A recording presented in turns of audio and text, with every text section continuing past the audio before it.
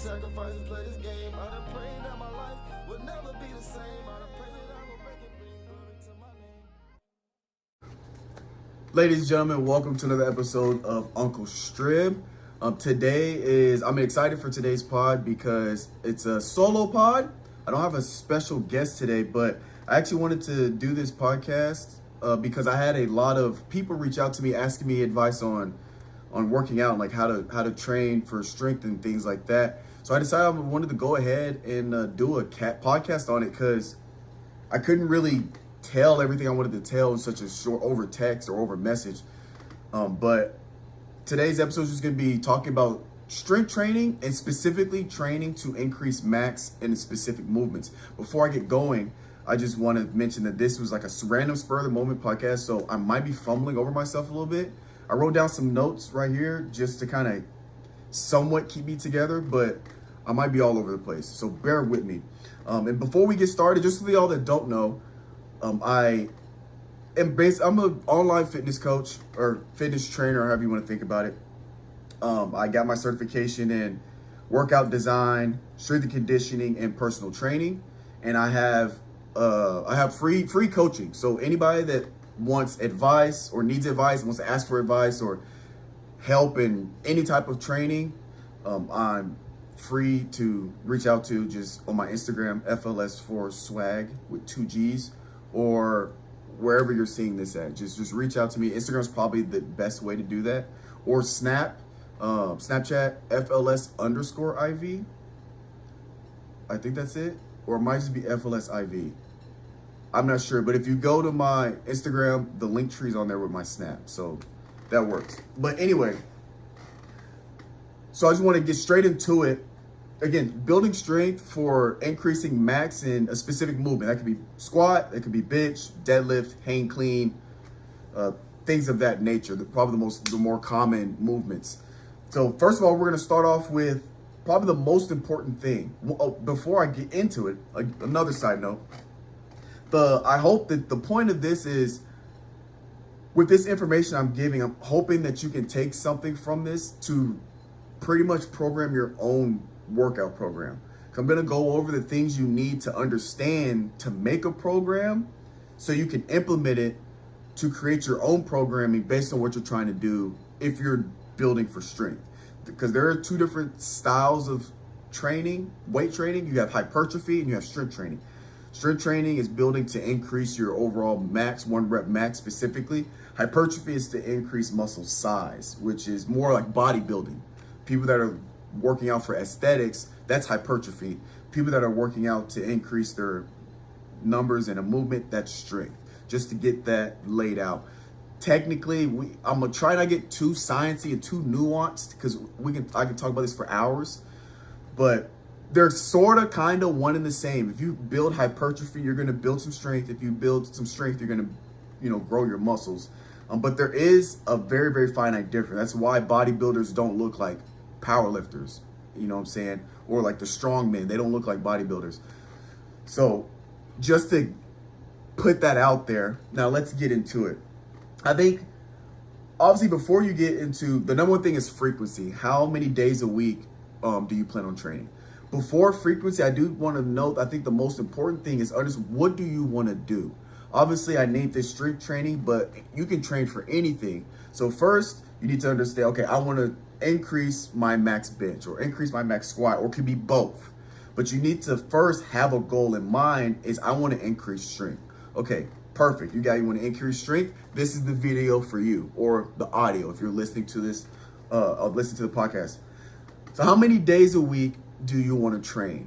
Now, you can train however many days a week you want, but there's some things you should know based on frequency that's going to actually dictate the rest of what I'm about to say. The rest of this podcast is determined from how many days a week you want to work out. So at the bare minimum, if you're working out one day a week, if you're going to the gym to build strength 1 day a week, you're pretty much not going to get anything done. There's not enough frequency to have any kind of results. So I'm just going to start at 2. At the bare minimum, you should be going to the gym 2 days a week for strength, really for any type of training, 2 days a week minimum. I personally would suggest more, but at the bare minimum, let's say you are super busy and you only have time to go 2 days a week, make it work. That's fine. But at 2 days a week, there's some things, there's gonna have to be some give and take. Preferably, I think the sweet spot is 4 to 5 days a week, but we're gonna go down the line. I'm gonna explain each one. So at 2 days a week, let's say you're trying to, let's say for example, it's overall strength. You want to increase your squat, deadlift, and your bench. If you're working out 2 days a week, you're gonna have to pretty much do full body workouts. Because if you do upper body, let's say Tuesday, lower body Thursday, you're only training one muscle group once a week. And for the 2 days a week, that really you got to think about it is muscle groups days a week. So if you're doing 2 days a week, you need to train full body. So you're training your full body 2 days a week, you're going to see some results in those muscle groups. So if you have your split is what's pretty much determined. So 2 days a week, you're going to have a full body split, which means you're working full body. If you're trying to increase your squat, let's say squat, deadlift, bench, you're gonna have to squat, deadlift, and bench let's just say Tuesday, Thursday, or Monday, Friday, however it's broken up. You're gonna have to do full body those 2 days because you'll be hitting those groups twice a week. If that makes sense. And again, it's not recommended, but if you're somebody that's not training at all and you're just getting started, 2 days a week is not a bad start. It's a good place to start until you get the routine going. Then you can up it to however many days after that. Now, 3 days a week, it's a better frequency, pretty good frequency, but you're still gonna have broad splits. So at 3 days a week, I would still probably suggest doing a full body workout. At one point I was doing 3 days a week, but I was doing hang clean, squat, deadlift, bench, and like one accessory work. And I'll get into the accessory work stuff later. But I was doing hang clean, squat, bench, deadlift, Monday, Wednesday, Friday. And that way I was working on squatting 3 days a week. I was working on benching 3 days a week, working on hang clean 3 days a week, and deadlift 3 days a week. So I was seeing progress in my numbers because I was working those muscle groups 3 days a week. Now you can get a little, once you get to 3 and up, you can get a little creative because you can have, let's say, for example, Monday is full body, then you rest Tuesday, then Wednesday you can do an upper body, and Friday you can do a lower body, or you can do upper Monday, full body Wednesday, and lower body Friday. So you can kind of spice things up by still implementing a full body day. Or you can have it as like your cardio day. So full body Monday, cardio Wednesday, full body Friday. Things like you can get creative like that, which I'm making it a little complicated by implementing cardio. Because if you're training for strength, I would shy away from cardio a little bit. I'm not saying don't do cardio, but I don't want to go too in depth between cardio versus strength training. So I'm not gonna go there. It's gonna get vastly complicated. But you can spice things up because, again, you're going to have to do some research on your own and figure out what works for you. But now, 4 days a week, now it gets interesting. Now you can have upper-lower splits. What that means is upper body is completely on one day, lower body is completely on one day. So 4 days a week. At one point, I was doing 4 days a week. I was doing upper, lower. Monday, Tuesday was upper body, lower body. Rest day, Wednesday, upper body, lower body. You can do it like that. So I'm hitting both muscle groups 2 days a week, but they're on separate days. So I'm getting more rest for those muscle groups. Or you could do Monday, full body, rest Tuesday. Then you can do upper, lower, full body. You see what I'm saying? Like you can get a little more creative. Now, 5 days a week, again, you can have upper, lower splits, and then you can add an ab day. I know some people do abs on one full day. So you can have upper body, lower body, abs, upper body, lower body. Or you can have upper body, lower body, plyometrics, or cardio, upper body, lower body. You can split up like that, or you can just have what I do personally. I'll go over my personal programming throughout the podcast just to kind of show you an example of what I'm doing like right now. But right now I'm doing 5 days a week. And Actually, I have it in my notes here. I'll explain my 5 days a week after this. And then obviously once you get to 6 and 7 days a week, I think 6 days a week is probably if you're talking about hardcore strength training, I think 6 days a week is the best way to optimize increasing total body strength. I personally don't at this particular point in my season, because my programming is broken up into seasons. But this particular point in my season, I don't do 6 days a week. I work out Monday through Friday and I rest Saturday, Sunday. But 6 days a week, you can do upper lower split, 3 upper body days, 3 lower body days, alternating upper lower, upper lower, upper lower. And you're hitting upper body 3 days a week with those muscle groups, lower body 3 days a week with those muscle groups. So you're hitting everything at least 3 days a week. And 7 days a week, I personally don't ever really suggest 7 days a week, because I do believe you should have I personally believe you should have a full day of some type of recovery.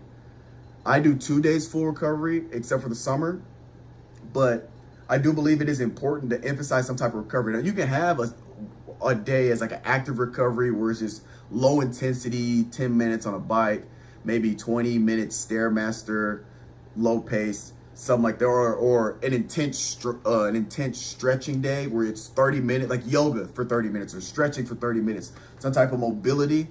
That's fine, but I kind of shy away, at least when I give advice, to telling people to 7 days a week with all these crazy splits. One, because I don't think for the average person it's not realistic, and two, usually people that do that, they already know what they're doing. You got to really know what you're doing and really tuned in for something like that to be completely effective.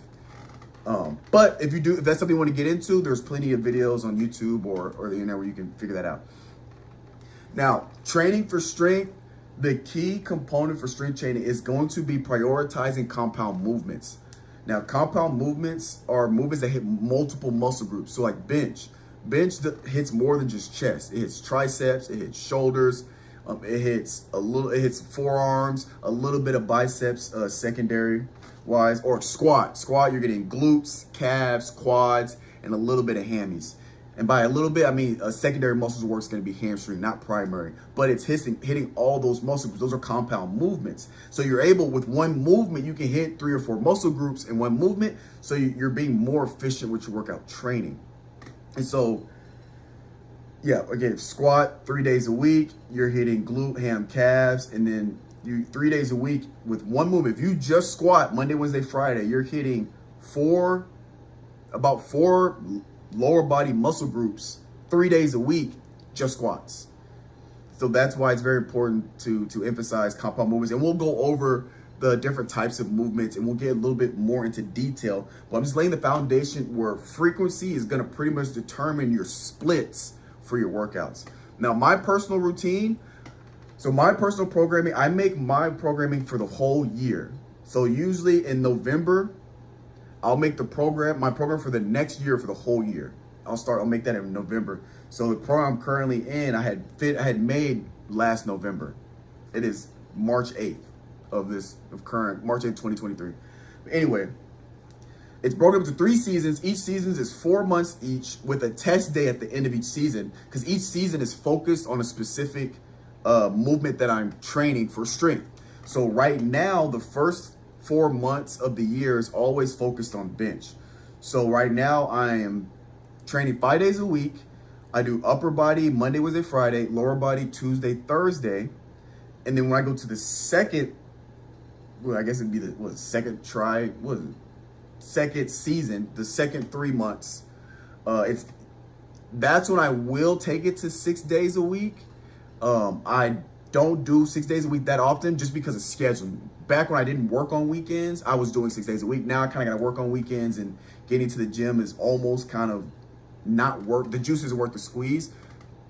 So that will depend, but usually 5 to 6 days a week, the second 3 months, and it's 3 upper body, 3 lower body, and I'm training for 225 tests. So first season is bench. Second season is 225 tests, which there is a slight difference in those. And the last 3 months, or last season, the last 4 months, sorry, it's 4 months each. I think it was saying 3 months. But the last 4 months is deadlift and squat. Sometimes I'll throw hang clean in there. It depends on the situation at the gym because a lot of time I'm not able to actually hang clean a lot, but it's emphasized in lower body. And now I'll do lower body Monday, Wednesday, Friday, upper body Tuesday, Thursday. So as you see it kind of switch because I'll emphasize upper, I'll do it 3 days a week, and I'll still maintain lower body by doing it twice a week. And then towards the end of the season, it flips. Lower bodies 3 days a week, upper bodies 2 days a week. Now, going to the next section, we're talking volume versus intensity. Once your frequency has been set and your splits have been set, it is all about volume intensity. Volume is reps. Your reps and sets is your volume. Intensity is the weight. So as your volume goes down, your intensity is going to go higher. So the less reps you do, the more weight you're going to put on. In strength training, there's no real benefit in going, if you could do, let's say on bench, you can do 135 for sets of 10 or 15. And then you take your reps down to sets of 3 and you still keep it at 135. You're not going to see much gain in strength at all. When you go down to sets of 3, you might add on 225 or 275. That makes sense. And so for strength training, the general rule is 5. You want to cap your reps out at 5. So me personally, for my compound movements, so for my bench, squat, hang clean, deadlift, the max reps I will do in a set for my work sets, I will throw that caveat. For my work sets is 5 reps. So when I first start a program, I'll start off with I call my foundational reps and sets, which is 5 by 5. So whenever I get into the summer and it's time to start training for 225 tests, I'll start off by doing 5 by 5, and then I'll get into the rest of my routine for training for 225. Same when I get focused on my leg season. I'll start off with my squat, 5 by 5. And then my reps and sets will change from there, but they're gonna go down so I can increase in weight. And so obviously the less reps, higher intensity. And the reason why you want to get to higher intensity as you get closer to your max day is because you have to build the dexterity to handle the load. If you're trying to work up to a 400, let's say your max squat is 400 pounds, and you want to get to 405 to PR by 5 pounds. It will do you no good by repping 135, because let's say you can naturally do 385. So 385 was your last, no, what did I say? I'm sorry, I told you I was gonna fumble.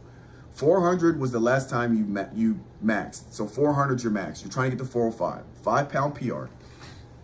It will do you no good to do sets of 5 and 3 at 135 because your body won't be used to handling that load. You have to have the foundation and the dexterity in your skeletal system to actually be able to withhold 405 pounds on your back. And the only way to build that dexterity is to put your bones and muscles under that pressure at a high enough frequency to build the strength to withstand it consistently, right?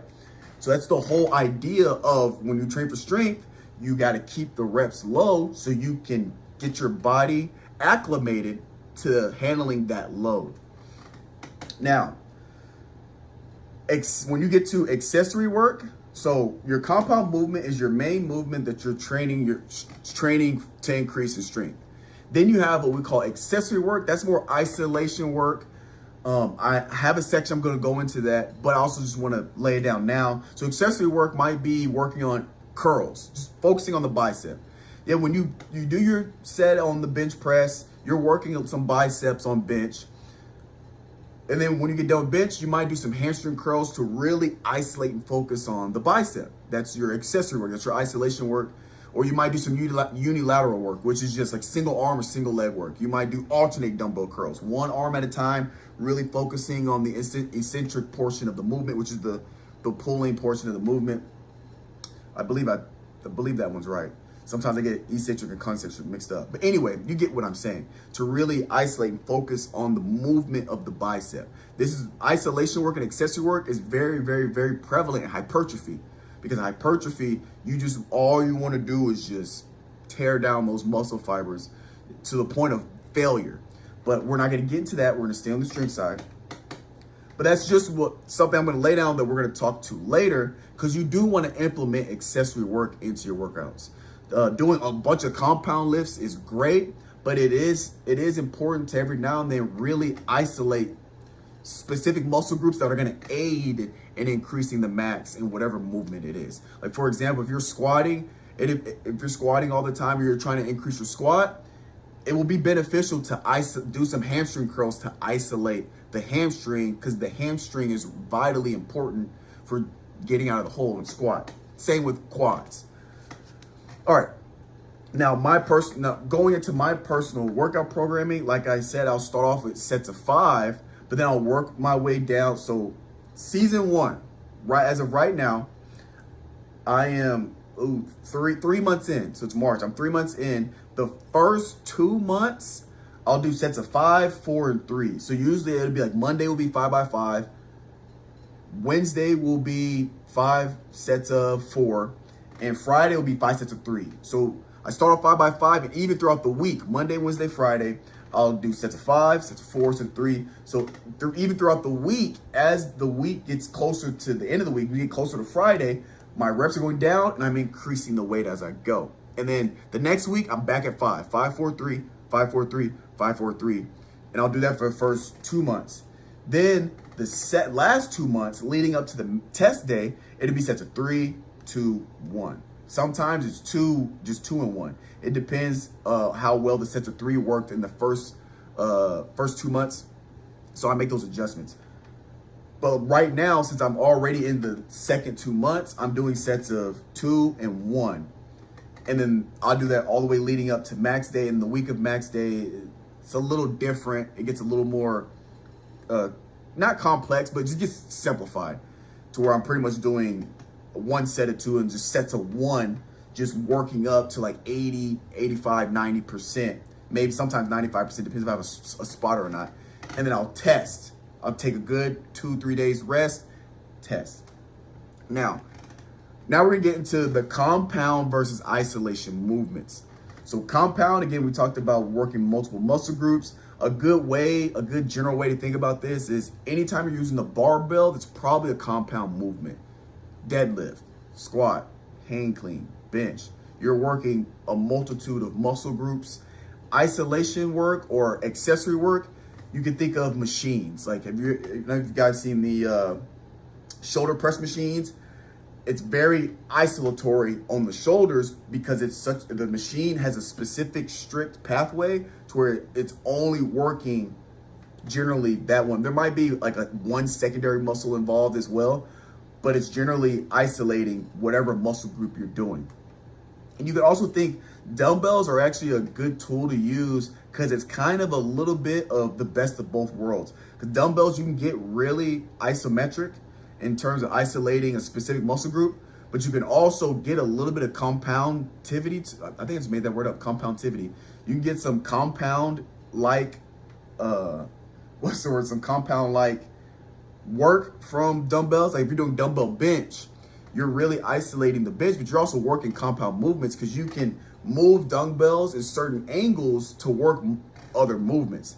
Because in dumbbell bench, if you bring your elbows in, you'll work more triceps with the pec. If you bring your elbows out, which you're not supposed to, but if you know what you're doing, you can bring your elbows out and work at a certain angle. You can actually work more deltoid and less tricep. But you got to also know what you're doing because bringing your shoulders out, you're compromising deltoid. So you probably go lower in weight. If you were purposefully trying to work the deltoid, you can drop the weight to where you don't compromise yourself being out here and work chest and deltoid together. But that's a good way to kind of think about the difference between barbell free weight, dumbbells, and machines. And the cable machines are also great because they're essentially kind of like dumbbells where you can work things in specific angles to work more lat when you're doing like a pull, or you can work more rhombus, upper back, more trap, things like that. But when you're working for strength, always prioritize compound movements, and especially the movements you're trying to increase your numbers in. But that does not mean don't do accessory work. It should be a mix of both. So let's get into our next session that I think is actually very important to talk about because a lot of people don't talk about is the difference between training muscle groups and training for the movement. There's a huge difference between training for a specific movement and training for muscle groups. Because there's a, well, let me just get into it. So I was about to get tangent. I had to refer back to my notes. So strength training, you want to train for movement over muscle groups. It's common sense. If you want to increase your bench, you're going to have to bench. If you're not benching, you can, there's 10 different exercises you can do to work the pec muscles. Because primary muscles being worked in a bench is your chest, pec muscles, your pectorials, okay? There are 10 different movements you can do with just a dumbbell. But let's say there's 10 different movements you can do that's not bench that work your chest. You can do those movements all you want. Yes, your chest will probably get a little bigger. Your chest will get a little stronger, but it will do you no good in actually increasing your bench press number. Because you're going back to that load. You're not putting that specific load on those muscle groups of that nature to that level. If your bench max is 350 and you don't bench for 2 months, you can do all the pec flies you want. You can do all the plate raises you want. If you go 2 months without benching, your bench press max number more times than not is not going to go up.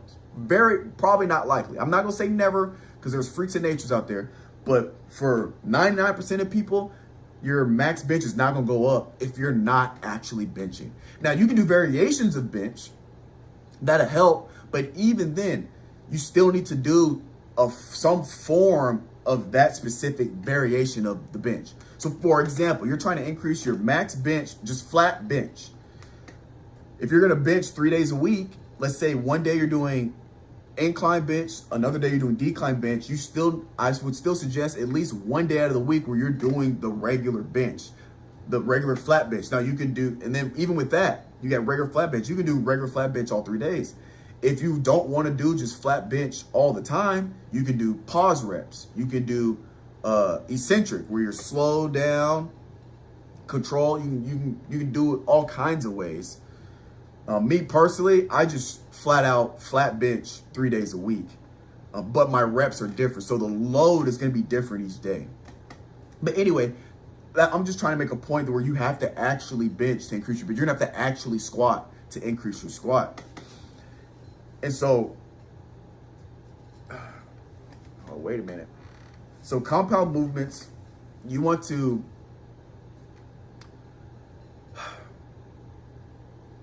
when it comes to mixing compounds with accessories, there's different ways you can do it.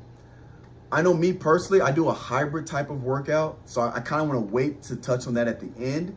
But you can easily do sets of 5 on your accessory work. If you want to do dumbbell curls, load that bad boy up, and whatever you do for sets of 5, you do that. Or easy bar curl, sets of 5, really load it up and focus on the biceps. Or you can do, I'll touch on that later, but you can also do higher reps if needed. You got that. This is where it comes down to personal preference once you're getting to the point of mixing your compound and accessory work. But for the compound movements, definitely emphasize reps of 5 or lower. And then for accessory work, you can think about training muscle groups.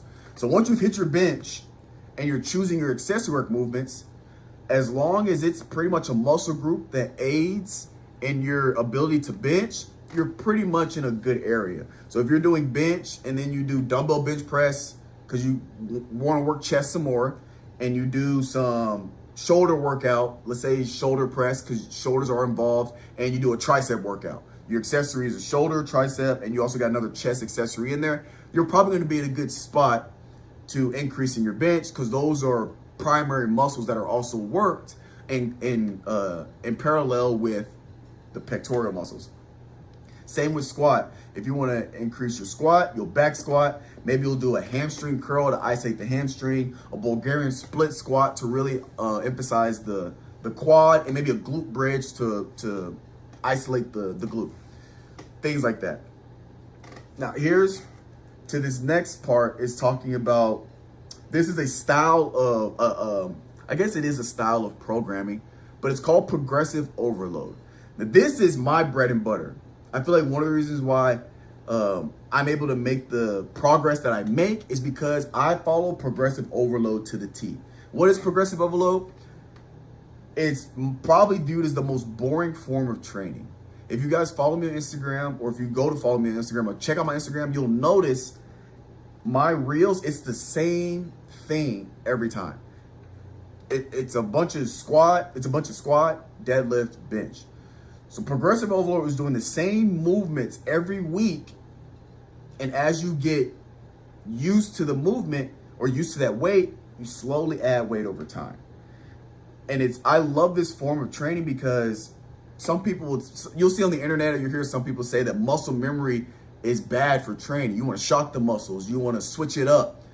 Well, when it comes for building for strength, now remember, we're talking about specifically to increase the max in a movement, you actually need muscle memory to increase your bench. You want your muscles to have that memory of benching. You want the muscles to be able to bench in its sleep, because that's what you're going to need when you go to load the bar. You want the muscle memory.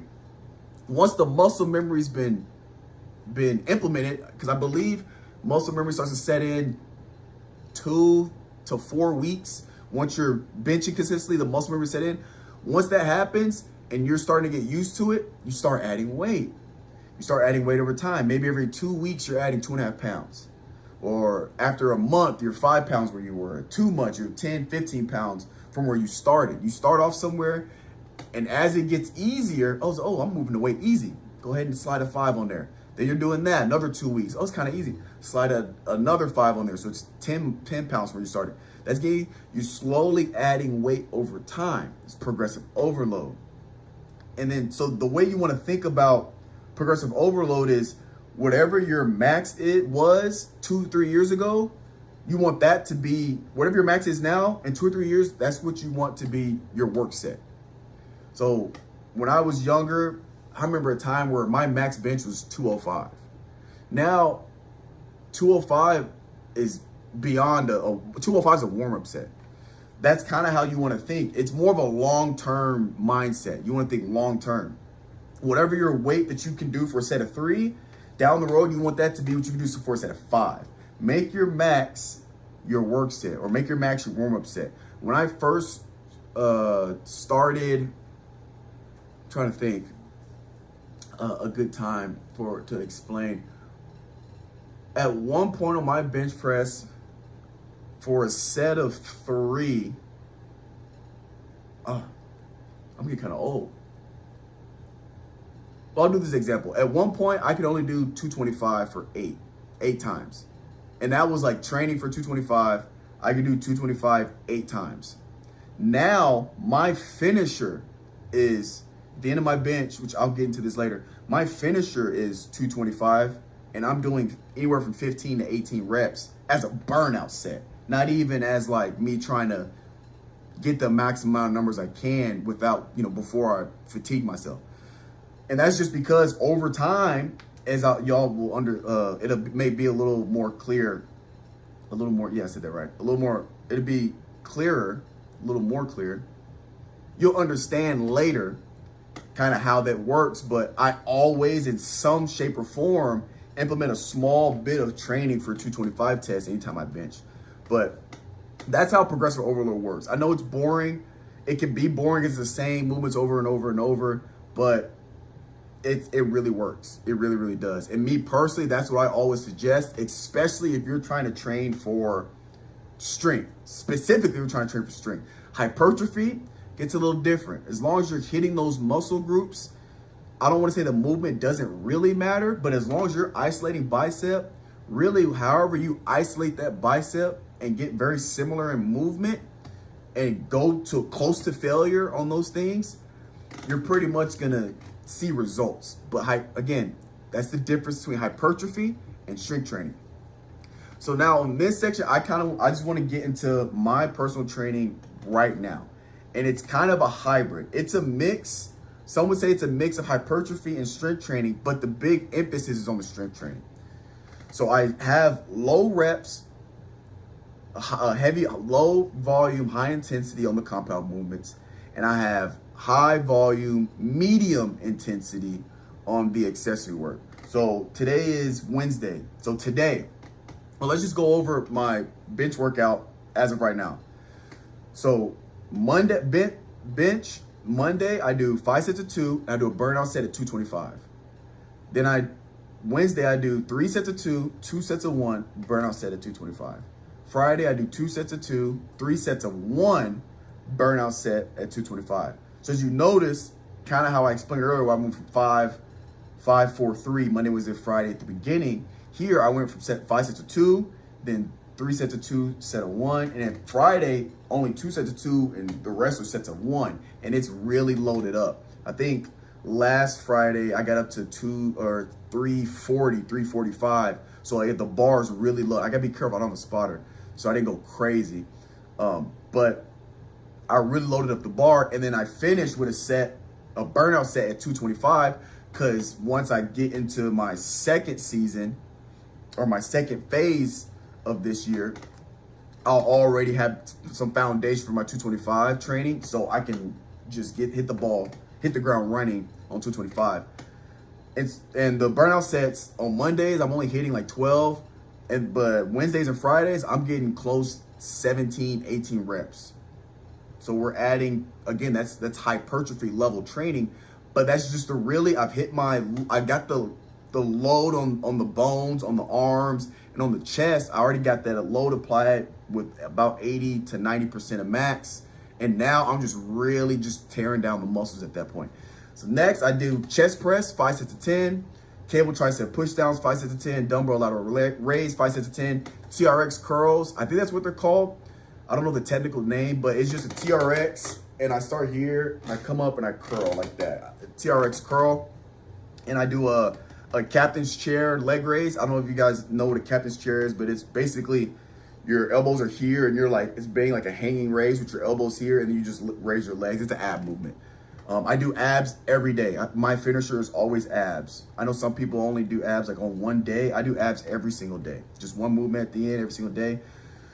So for my upper body movements, it's 6 movements, 5 of them are upper body. I'm hitting chest, shoulders, buys, tries, upper back, and abs 3 days a week with that movement because of the compound movements. And then my accessories, I'm hitting chest again, I'm hitting tricep, I'm hitting shoulder with the lateral raise, and then the lateral raises with the dumbbells. So I do the lateral raise in a specific angle to where I'm actually squeezing the upper back so the trap is activated. So I'm also hitting not only the deltoids, but I'm also hitting some trap and upper back as well. Again, that's why one of the advantages of dumbbells is you can do them at specific angles to work a little bit more of a secondary muscle. And then TRX curls, biceps, a little bit of deltoids, and the captain chair leg raises, abs. Going to the leg days. Now, obviously I'm not focused on leg days, but I am still trying to increase my squat, even though it's not the season I'm in, but it's only 2 days a week, but those days are short. Right now it's hang clean, 5 sets of 3. It's really just speed clean. It's nothing. It's more of a warm up, honestly. Then squat is 5 sets of 2, deadlift 5 sets of 2, and then I just do mountain climbers 5 by 10 each leg. Fairly short, but those sets of 2 are heavy sets of 2. So I'm still making sure my body's still getting that weight load from the workout. So when I get into leg season, I'm acclimated to carrying a heavy. I don't have to start from scratch. So even though I'm focused on increasing my max bench now, when you're making your programming, you still need to also think if you're I would assume and hope that if you're listening to this and you're wanting to train strength, you're doing everything. I hope we don't have any people skipping leg days or not even focusing on legs. I hope at some point you're gonna want to increase your bench and your squat. Maybe not deadlift or hang clean, but at least squat and bench. But if you're splitting up, like I'm splitting it up, where it's upper body focus and it's a lower body focus in 2 separate seasons. You can, if you wanted to, if you went to 6 days a week and you did upper 3 and lower 3, you could, again, that's why I said earlier, it's optimal for prioritizing increasing both squat and bench in the same season or at the same time, because you can have that upper body focus like I have here. You can have that same lower body focus those 3 days of legs, and you can do that at once. That's not how I set it up, but that's something you could do. This is my personal programming, and this works for me. You can take bits and pieces of this and kind of make your own twist to it if you wanted to do that. You could still focus on increasing your squat, if you wanted to test squat with your bench but just only doing legs twice a week, you can still do that. But the way mine is split up, even though I'm not focused on legs, I'm acclimating myself to going heavy on legs. So when it's leg season, I'm not starting from scratch. Yes, I'll start off probably 5 sets of 5 or 5 sets of 4, but it'll be a heavy sets of 5 and 4, and my body will be used to still going heavy. So I'm not starting from ground zero. I'm kind of just starting a little bit less than where I left off. And for the leg days, it's 4 movements, but I pretty much hit everything lower body. And those 4 movements, I've hit glutes, quads, hamstring, calves, abs. 4 leg movements, and then obviously abs. And just that leg days are efficient. Super efficient. 4 movements. I've hit 4 different muscle groups, pretty much all the lower body muscle groups. Maybe not hip flexors, but you could argue hang clean and squat. Anyway, y'all get what I'm saying. The big 4, a lower body, I've hit those. I'm hitting them still twice a week at a heavy, a medium, and pretty high intensity actually. Now, that's pretty much all there is in terms of programming when it comes for building strength. You gotta have your frequency, how many days a week are you training, and that will give you your split. And on your split, picking the movements, you wanna prioritize your compound movements first in the beginning of the workout.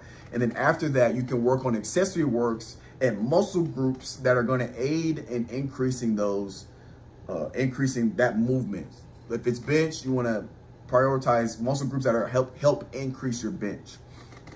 And so for this last end of the podcast, before I wrap it up, I just want to do a quick, and I mean quick overview, because I can do another podcast on this alone.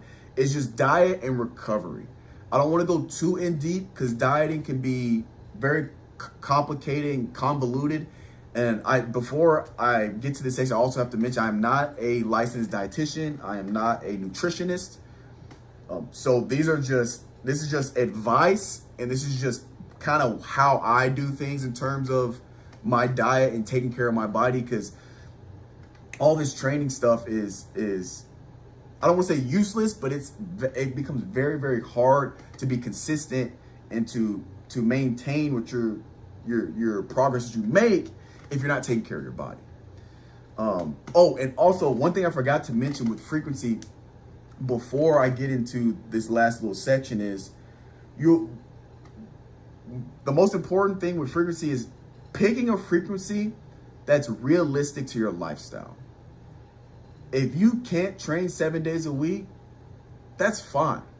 How many days a week you can train, that's how many days a week you should set up for. But you need to keep this in mind.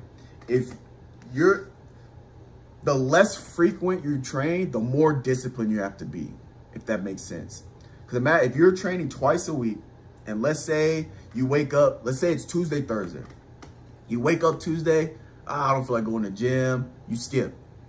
That week, you've only trained one, and let's just say it's full body both those days. That means that week you have only trained once that entire week. So that next week, it would have been 10 days before you trained again. Over 10 days, you would have, because you train Thursday, then you go Friday, Saturday, Sunday, Monday, Tuesday you miss, Wednesday, Thursday. Then Friday, Saturday, Sunday, Monday, Tuesday. That's 12 days you've worked out once in 12 days. You see what I'm saying? So if you're working out twice a week, you gotta hit those days every week. You gotta be perfect. You can't afford to miss a day, because if you miss one day, let's say 1 week you miss Tuesday, the next week you miss Thursday, you've only worked out twice in that time span, and 14, I don't even know how many days that would be if you include the days of the week before. But that's like half a month, you've only worked out twice. So you got to be more on top of it. But if you worked out 6 days a week, and let's say you work out Monday through Saturday, and let's say something happens, you don't feel so good, whatever, you're sick, you miss Wednesday. Well, you're still going to work out Thursday. So yeah, you missed that one day, but you're going to work out the next day. And then you know what I'm saying? Or if you work out 7 days a week, you miss a day, or even if you miss 2 days, you're still going to work out. Let's say you miss Monday, Tuesday, you're still going to work out the rest of the week. So there's more leeway for a little bit of inconsistency the more frequent you're training. I want people to keep that in mind as you're making your programming, The less frequent it is, the more you can't afford to miss. And that's why if you're only planning to work out 1 day a week, if you're missing any days, that's why 1 day a weeks don't even make sense. You miss that day, you didn't work out at all that week. If you're going 10 to 14 days without training, building strength is going to be virtually impossible. I just wanted to make that because I wanted to put that in there, and I kind of forgot to touch on that about how, just be realistic. Set a goal for yourself, try to stick to it, but set it up to where even if you miss a day, you're still getting good work in that week. Make it foolproof for yourself. All right. So, getting to this last section, I believe this is probably the most underrated thing when it comes to diet, recover, just taking care of your body. That's what I'll call it. Sleep. Getting enough sleep is vastly underrated in the fitness industry. Because when you go to sleep, that's when your body is healing itself. So if you're not getting enough sleep, that's where the inconsistencies come from. You're either too sore because your body didn't repair itself well enough, or you're too tired, you're too sluggish, you feel like crap when you wake up, so you decide to skip. Getting enough sleep is just gonna help you, one, recover faster, two, you're gonna feel better when you wake up. You're not gonna be so sluggish, you're gonna be able to wake up ready to rock. Two, get enough water. You should be drinking, the general consensus is drinking half your body weight in pounds in ounces. So if you're 200 pounds, 100 ounces of water. That doesn't include water that you'll lose like while you're working out from sweating. But if you're drinking water during your workout, you'll probably be fine. So getting enough water. Next is, I think, one of the biggest problems for people trying to gain strength. And I just want to make this one caveat when I'm talking about my training. This is coming from somebody that's an ectomorph. I'm naturally skinny, so it's hard for me to gain weight.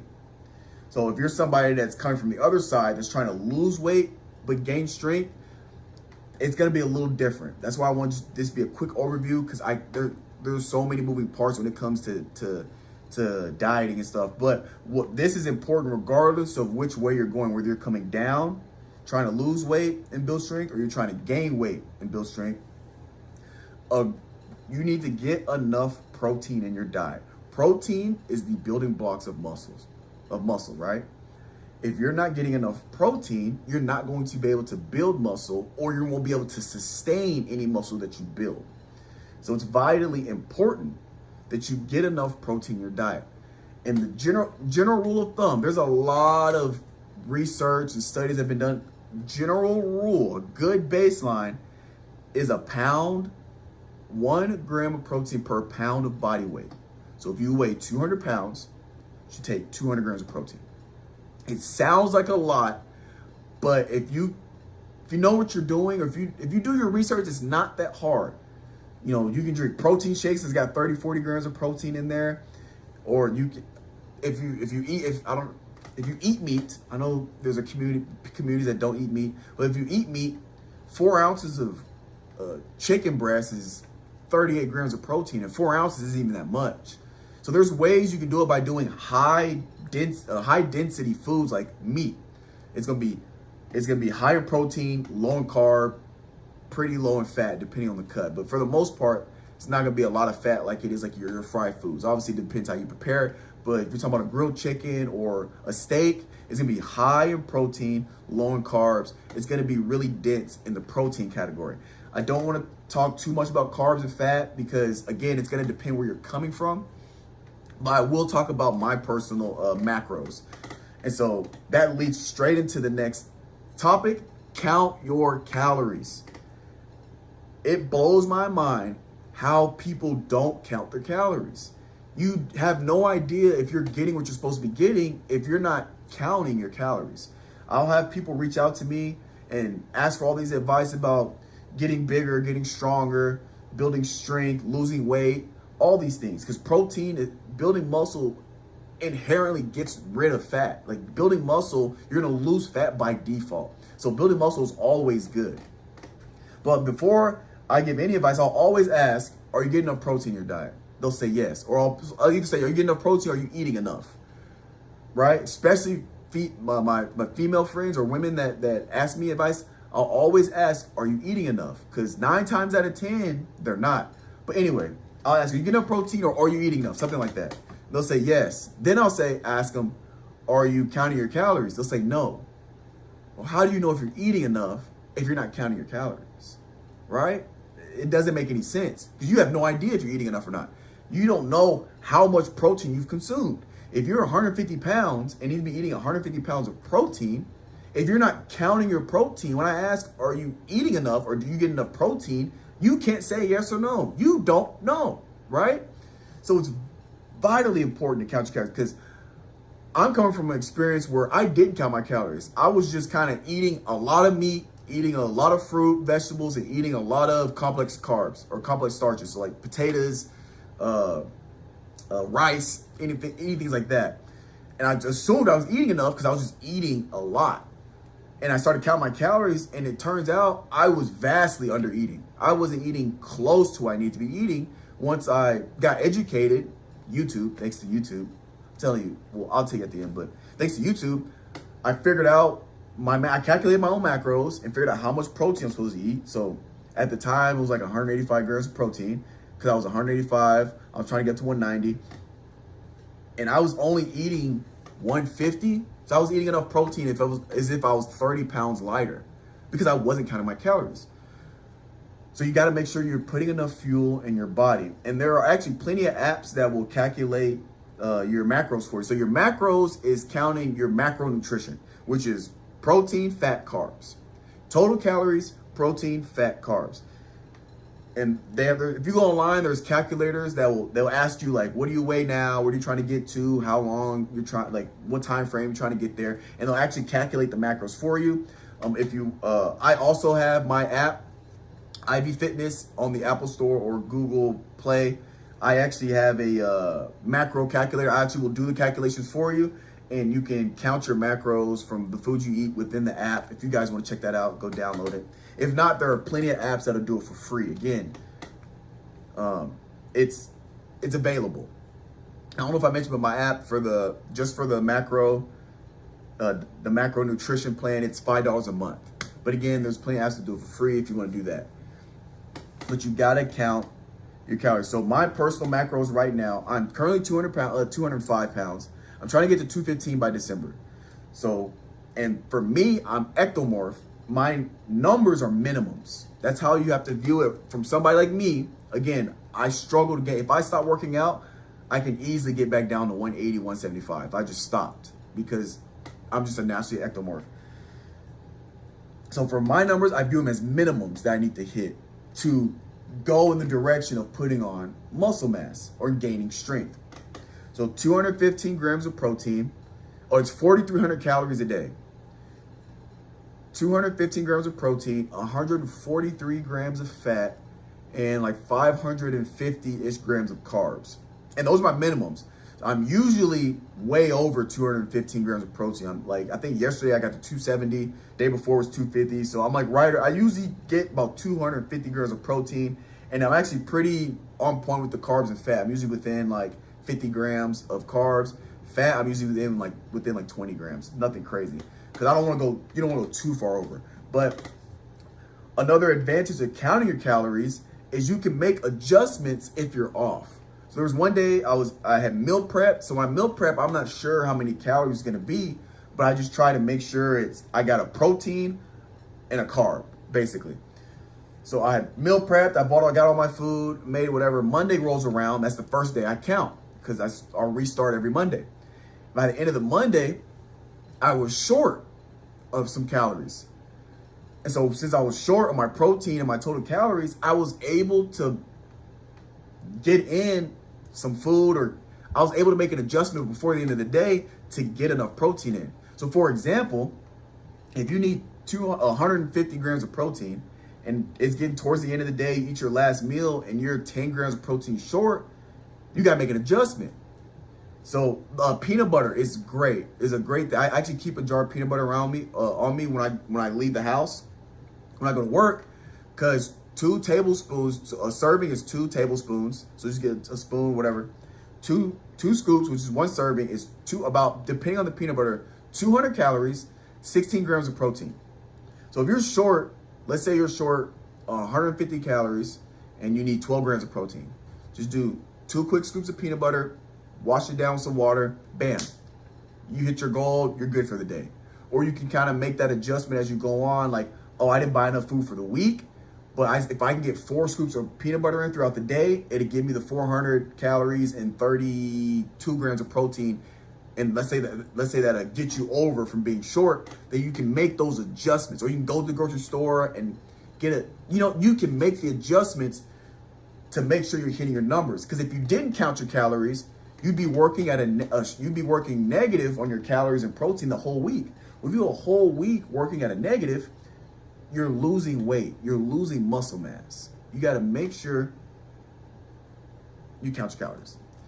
Sorry, I went on a long tangent. It's supposed to be quick, but I really want to emphasize how important it is to count your calories. As a matter of fact, I challenge you, if you're listening or watching this and you want to change and you want to start working out for strength, or you're in it and if you're just not counting your calories, no matter what stage you are in your fitness journey or life, even if you're not training and you're just watching this just to get educated, if you're not counting, I challenge you to count your calories. The first week, 1 week, just don't even plan anything. Don't meal prep. Don't plan anything.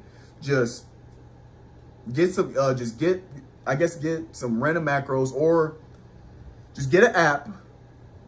Count your calories throughout the week. And even if you're on the other side where you're trying to lose weight, you're probably overeating. For somebody like me, I was undereating. You might be overeating. Count your calories. See how much food. If you're somebody like me, you're probably undereating. If you're plateauing in weight, you're plateauing your numbers. Or if you can't lose weight, you're probably overeating. Just for 1 week, count your calories. See what your macros are. Use the app to calculate your macros. Then just don't even meal prep. Count your calories. The next week, see where you're at. The next week, actually plan out. You don't have to meal prep, like make all your food at once, but meal plan. There's a difference between meal prep and meal plan. I meal plan. I actually don't make all my food at once. I make like my lunches because I have to take them to work. But like my dinners, I don't make all at once. I make my dinners like that night. But I have my dinner planned out for the week. Just meal plan. Figure out what you're gonna eat for each meal, yada, yada, yada. And try to, if you're overeating, try to plan your meals to cut back on some fat or some carbs and maybe increase the protein. Because usually what happens is you're getting enough fat and carbs, but you're not getting enough protein. And on the other side of that, it's probably the same, or it's probably the opposite. You're not getting enough protein and you're not getting enough fat and carbs. But anyway, actually plan out how you're gonna go about meal planning and prepping. If you also do that, make the adjustments and just you'll see and feel the difference in your eating habits, okay? Now, enough about that. Sorry, that was a long rant, but it is so important. If there's one thing you take away from here, I want it to be count your calories, all right? Now, last thing, recovery. Recovery seems like it's super complex and like you got to do all these things. It's really not that hard. Just stretch, baths, supplements. Kind of do those things. Supplements, I don't want to go into supplements. I can do a whole other podcast of supplements, but there's 2 supplements I'll just throw out there for you to either research or start taking: creatine, BCAAs. If you don't know what creatine is, it's a supplement. It's the most studied supplement in the planet. And it has a ton of benefits, not only physically, but it has a lot of cognitive benefits in terms of mood and cognitive functions and all that good stuff. And then BCAAs is branched chain amino acids. Amino acids are the building blocks of protein, and protein is the building blocks of muscle. So BCAAs help in muscle repair and rebuilding, repairing cells, recovery as a whole. Both of them help recovery. But you can do your research on creatine, BCAAs, but if there's 2 things I would throw out, I would be those 2. And then just recovery. There's so many different things of recovery.